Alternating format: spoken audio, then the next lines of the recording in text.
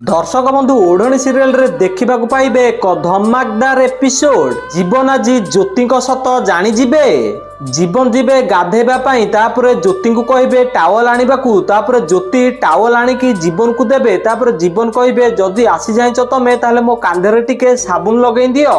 तापर ज्योति मने मने कहे मु जीवा परे बहुत खराब काम आरंभ कर देइछंती ये। ज्योति एमिति मनरे भाबिकी सेठिके आसु नथिबे तापर जीवन कहे भाबुच कौन आस। तापर ज्योति कहे जीवन बाबू ये मो काम नुह तम स्त्री को डाक सी लगेब साबुन। तापर जीवन कहे तमे एठिके काम करने को आसीच तम काम कर बेसी कथा कहनी।